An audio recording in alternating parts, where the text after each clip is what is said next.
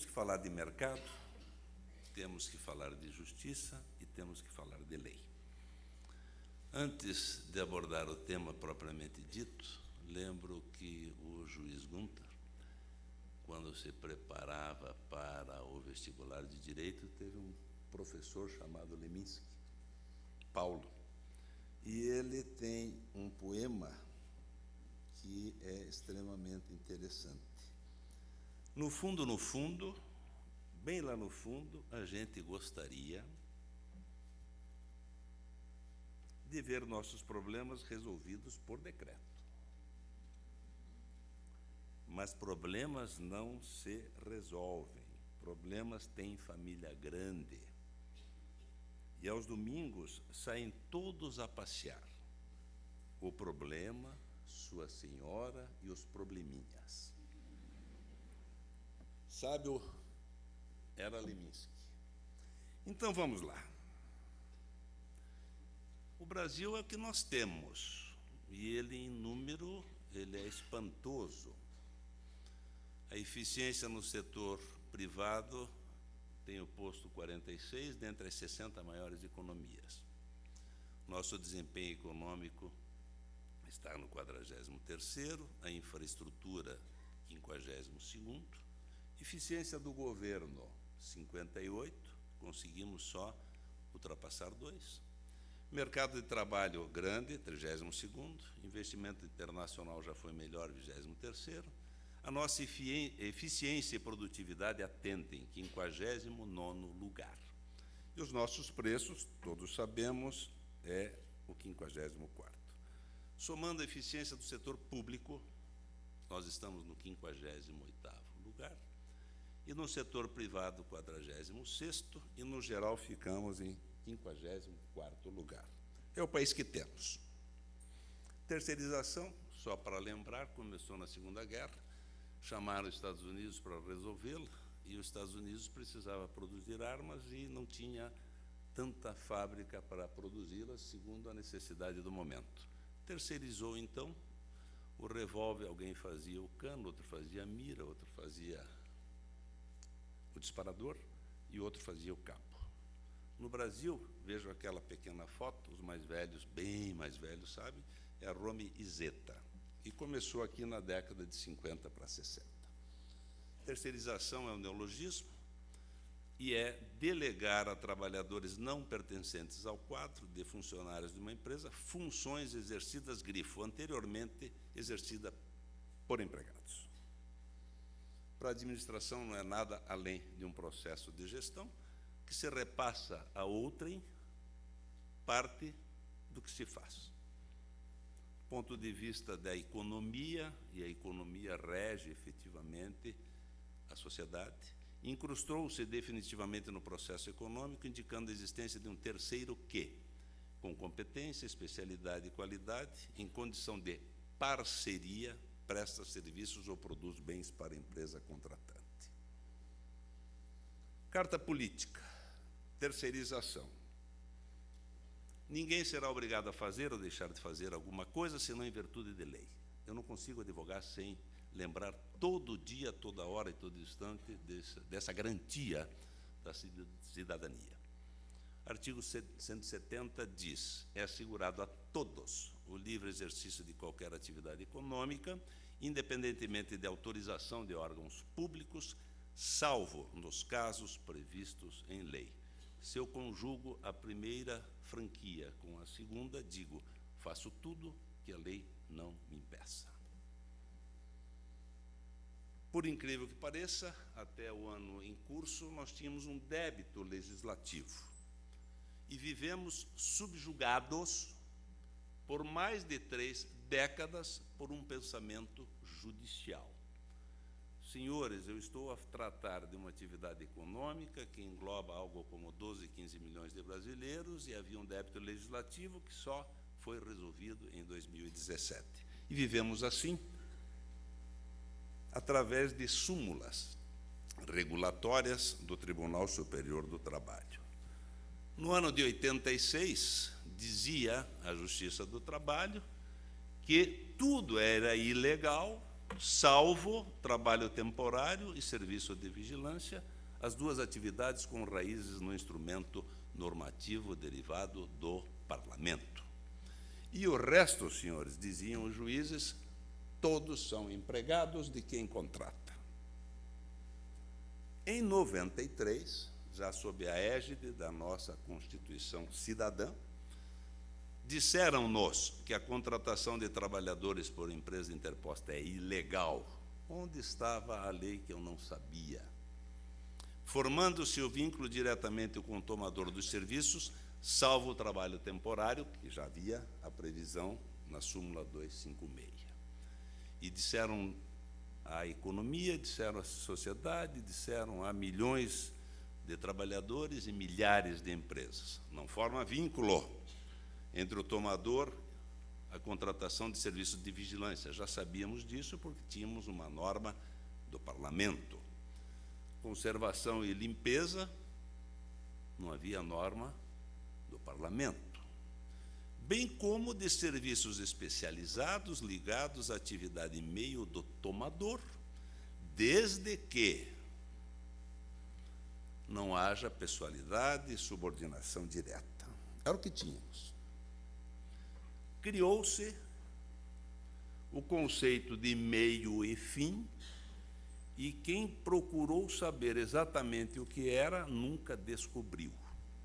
Foi uma decisão judicial que nos disse, atividade, meio e fim.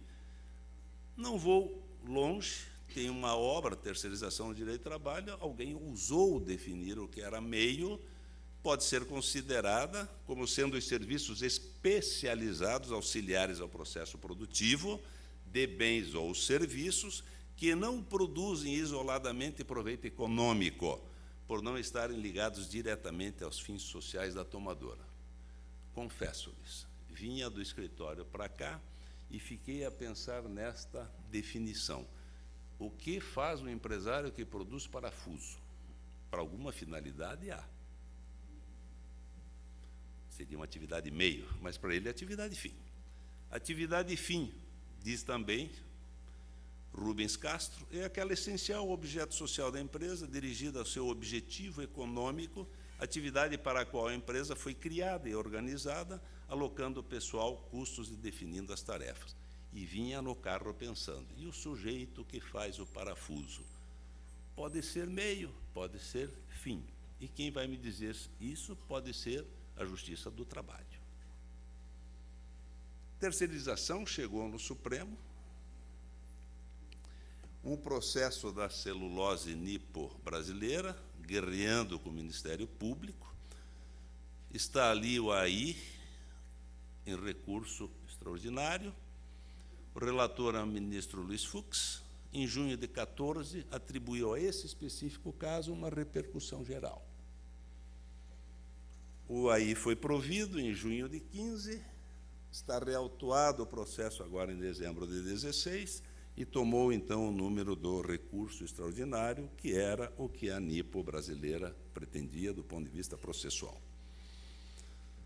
Disse o ministro, a proibição genérica de terceirização, calcada em interpretação jurisprudencial, ele está brandindo contra a súmula 331, do que seria atividade fim, pode interferir no direito fundamental de livre iniciativa, criando impossível ofensa direta ao artigo 5º, inciso 2, da Constituição da República.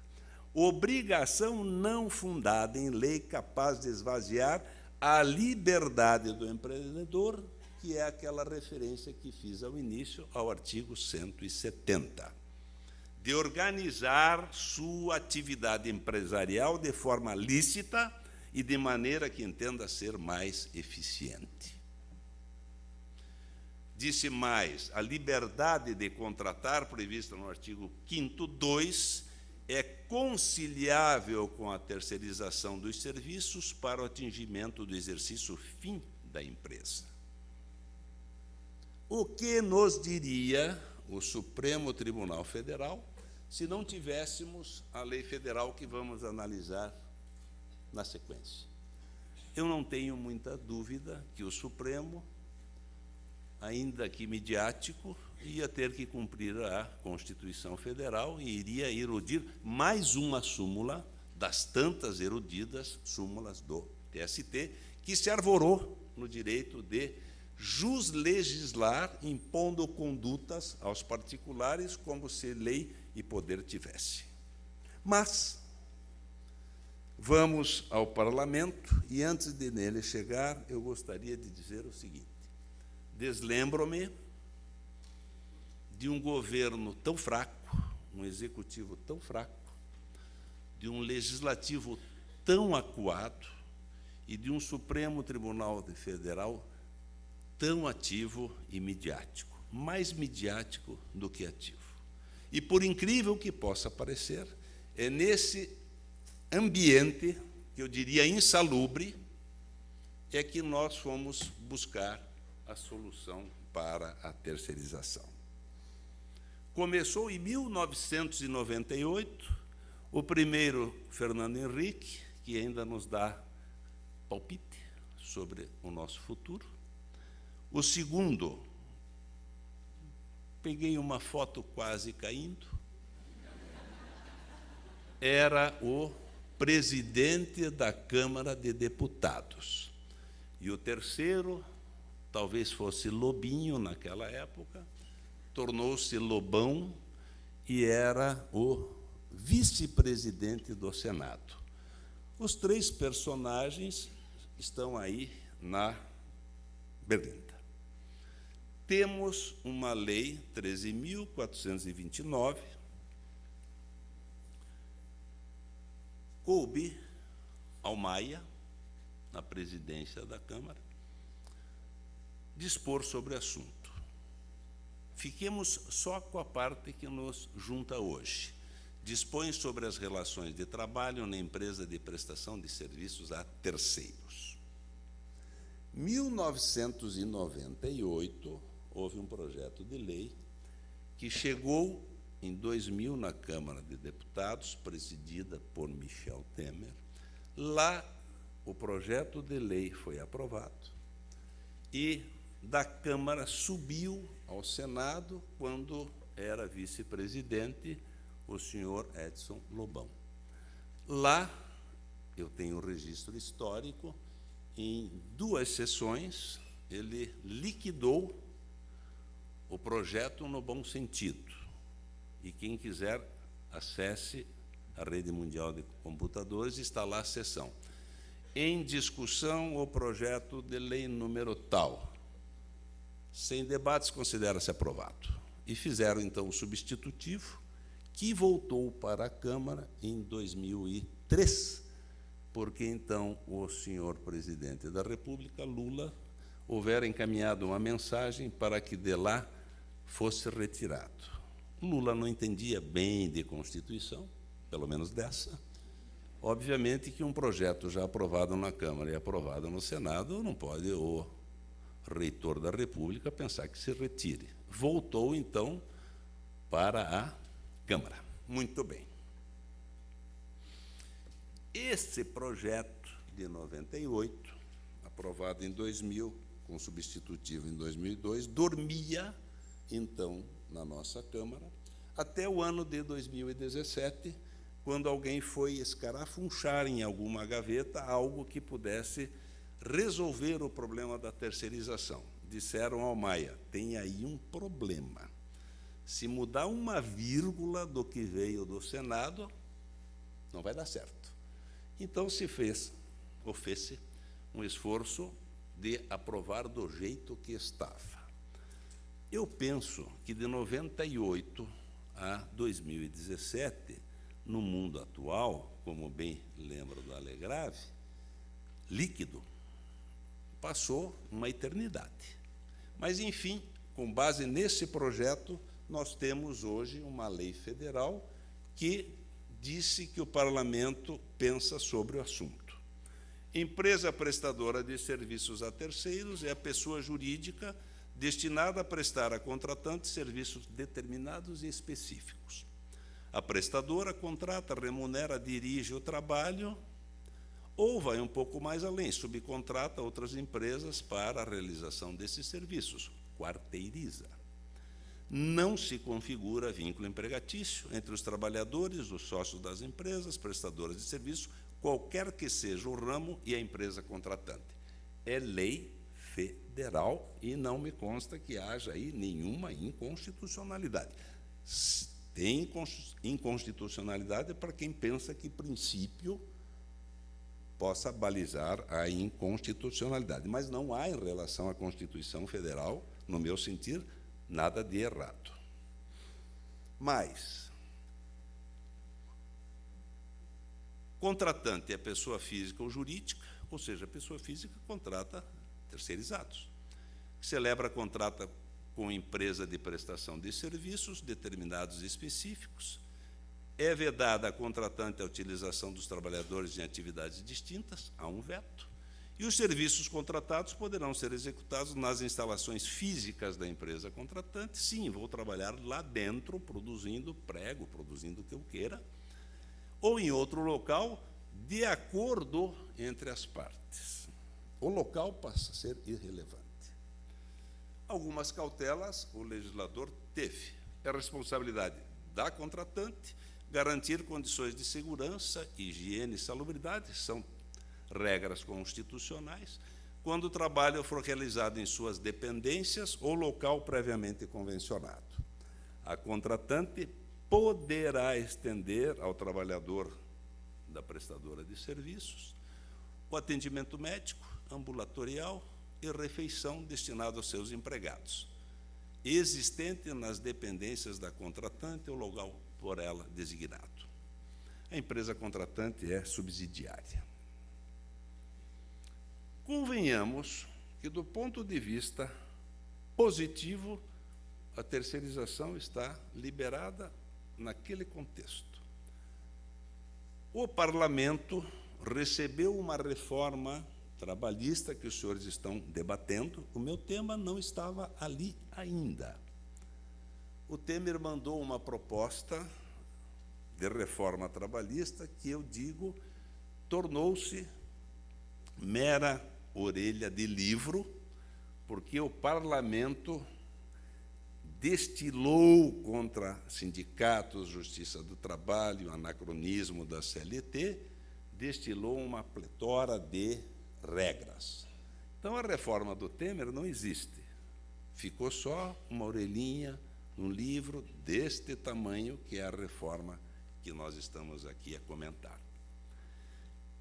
A Câmara, aproveitando o trâmite da reforma trabalhista, que do Temer não tem mais nada, aprovou um texto que quis. Este projeto de lei da Câmara, número 38, está no Senado Federal. Rogério Marinho relatou na Câmara, Ricardo Ferraço, e Ferraço até acha um pouco de maldade, no Senado. Vejam, a parte vermelha é o que a Lei Federal da Terceirização já permite, e agora, então, vamos melhorar o marco regulatório. Considera-se prestação de serviços a terceiros a transferência feita pela contratante da execução de quaisquer de suas atividades, inclusive sua atividade principal, para que não haja dúvida interpretativa, principalmente no judiciário, a pessoa jurídica de direito privado prestadora de serviços. Ponto. Não há dúvida, se a reforma trabalhista passar, e eu quero terminar a nossa conversa me referindo a ela, não há mais dúvida que o artigo 4º que já temos e que já nos resolve, passa a ser, assim, a perfeição. São asseguradas aos empregados da empresa prestadora de serviços quando e enquanto os serviços forem dados nas dependências da tomadora as mesmas condições. 1. Alimentação garantida aos empregados da contratante quando oferecida em refeitórios. Vejam que já mudamos o texto da Lei Federal da Terceirização. Direito de utilizar os serviços de transporte, atendimento médico ou ambulatorial existente nas dependências da contratante ou local por ela designado, treinamento adequado e mais regras sanitárias, que já referi, medidas de proteção à saúde e segurança do trabalho. Então, o texto da lei federal, que já vige e que já permite que façamos a terceirização livremente, foi sendo burilado o conjunto de regras para que não haja dúvida. E quero, ao final, me referir a esta reforma em trâmite. Contratante e contratada poderão estabelecer o quê? O mesmo salário pago aos empregados da contratante. Poderão é a faculdade. E eu não vejo grande dificuldade desse poder pagar o mesmo salário, até porque o empresário não pensa só exatamente no salário, mas pensa na mobilidade, pensa na gravidez, pensa no acidente, pensa na CIPA, pensa em várias coisas. Até isso é possível, se houver a concordância. Interessante, nos contratos que mobilizem número igual ou superior a 20% dos empregados da contratante, esta poderá disponibilizar aos empregados da contratada os serviços de alimentação e atendimento ambulatorial em outros locais apropriados, porque a população de terceiros será muito grande e façamos, então, ambulatório e alimentação, eventualmente, em separado. Risca-se o artigo 5º da lei que referi, e agora diz, para que não haja dúvida, a contratante é a pessoa física ou jurídica que celebra contrato com a empresa de prestação de serviços relacionados a quaisquer de suas atividades, inclusive a principal. Não pode figurar como contratada, aí há uma quarentena de 18 meses. Quem? Pessoa jurídica cujos titulares ou sócios tenham, na quarentena, prestado serviços à contratante na qualidade de empregado, ou trabalhador sem vínculo empregatício, referido pelo Rodrigo, exceto se os referidos titulares ou sócios forem aposentados. Bem, saio da empresa, me aposento, monto uma outra empresa e vou lá prestar serviços. Ah, não me aposentei, então guarde 18 meses. Daí vem o artigo 5º. O empregado que for demitido, não é o que peça a demissão, não é o que faz acordo, que estará permitido ser feito, até para diminuir o custo do fundo de garantia. Não poderá prestar serviço para esta mesma empresa na qualidade de empregado antes da quarentena de 18 meses, contados a partir da demissão. O demitido. E agora, José e companhia? Publicada a lei da reforma trabalhista, repito, eu já tenho um marco regulatório vigendo normalmente, cuidando da terceirização e a legitimando. Passando a reforma trabalhista, resolve. O mercado segue a lei e a justiça julga de acordo com ela. Ela, sim, ela, lei. Esta é a grande e útil diferença. Terminando, por acidente, o nosso Instituto dos Advogados promoveu hoje pela manhã e parte da tarde um debate. Primeiro, sobre o abuso da autoridade. Segundo, sobre a prerrogativa de foro. Quem lá estava, e deve estar ainda, é o senador Álvaro Dias, que é o autor da proposta de emenda constitucional que vai bulir na prerrogativa do foro. Antes do início da palestra dele, serviu-se um café, uma água, e eu fiz a ele uma pergunta. Por quanto tempo a República sangra? E ele não respondeu. Perguntei, das reformas, o senhor acha que o Temer, que sangra, terá a ousadia de insistir na reforma trabalhista? Afinal, são 40 milhões de carteiras de trabalho adversários. São 40 milhões de trabalhadores. Disse ele, vamos ver se está certo, a trabalhista passa, a previdenciária não. Se isso for verdade, meus senhores, e agora, José, passados 120 dias, que é o hiato que ela reforma prevê, nós temos a segurança jurídica que nós nunca tivemos.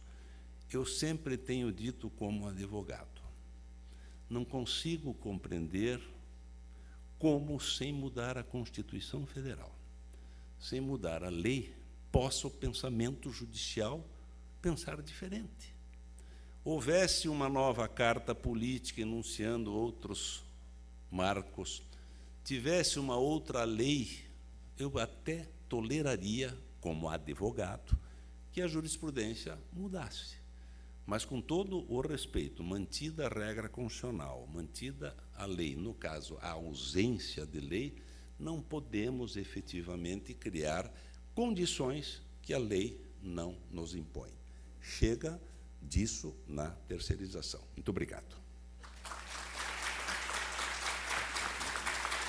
Sobre a questão da terceirização, a gente recebe aqui uma pergunta da Roberta, cumprimenta o professor Hélio, e questiona o professor Hélio sobre as suas percepções, já foi tratado de certa forma ali, mas sobre as suas percepções acerca da quarteirização após o advento da 13.429. Rigorosamente, se é aprovada a reforma trabalhista, está ali muito claro que podemos quarteirizar. A propósito, mesmo sem permissão expressa, se é lícito eu terceirizar, porque eu que faço a terceirização não posso terceirizar. Não preciso chamar isso de quarteirização, é o que eu penso. É possível, sim, quarteirizar. E eu não tenho a menor dúvida de que isso acontecerá. Agora, vamos também dizer o seguinte. Eu já tenho uma certa idade e já tenho um certo tempo de estudar e praticar o direito do trabalho. Sempre se apresenta a mesma questão. Precisamos dar um tempo para os sindicatos poderem viver sem a contribuição compulsória. Precisamos dar um tempo para que o empregado se redima do jugo do empregador. Senhores, o mundo mudou, mas mudou muito. Não se pode mais falar em trabalhador, com todo respeito, como se fosse um silvícola. Nós temos uma proteção legal, ele não é um incapaz. Eu acho, pessoalmente, um absurdo um prazo prescricional de 5 anos. Países há que em 30, 60, 90 dias passa o prazo prescricional. Nós produzimos 3.600.000 litígios e somos incapazes de criarmos foros extrajudiciais que se conduzam nas balizas da boa-fé, porque nós precisamos esperar um tempo para... Vamos fazer logo essa travessia, vamos modernizar a legislação, vamos criar foros. Essa Justiça do Trabalho, doutor Guntel, não foi vocacionada exatamente para atender 3.600.000 casos ano, dos quais os senhores conciliam 30, 40, 50, e o resto vai para onde? Vai para uma prateleira, numa nuvem, hoje é numa nuvem, e aquilo fica purgando. Aí criam-se lá mecanismos, pegam os estagiários para tirar processo. Nós precisamos mudar, nós precisamos repensar o que nós estamos fazendo. Por que não se fez vingar as comissões de conciliação prévia? A Justiça do Trabalho tinha placitado o entendimento, o TST admitiu, o Supremo Tribunal Federal, 9 anos após a redação do artigo 600 e tanto, concede uma liminar e diz, não, o direito constitucional pode ir direto ao litígio, ou seja, nós criamos a cultura de litígio. Vou terminar. Eu sempre digo que eu pego o meu diploma, vejo que século me formei, pego meu currículo. As faculdades continuam produzindo litigantes.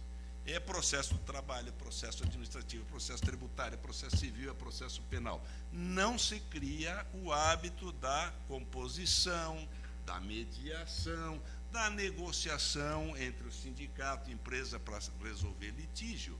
Então, nós vamos fomentando, e esse é meu puro sentimento, Houve por parte da Câmara, que acho uma das piores, a começar pelo presidente, do Senado pior não tinha também, o que saiu virou opositor, e o nosso Eunício, que eu conheço de décadas, é um empresário de prestação de serviços. Os senhores têm dúvida que isso vai ficar no Senado? É óbvio que não vai ficar. E nós continuamos a falar sempre as mesmas coisas, as mesmas coisas, as mesmas coisas. Sai dali, vai ao sindicato, ou se criam câmaras de composição, compõe. Vou dar e termino. Fui uma vez à Argentina tratar de um assunto e procurei então um advogado trabalhista e disse a ele que estava com um problema gravíssimo. Tínhamos que despedir um gerente que tinha casa, tinha carro, salário alto, e que nós iríamos determinar que ele voltasse. E ele ficou assim com um ar de pasmo. E olha que o direito argentino também é regulatório.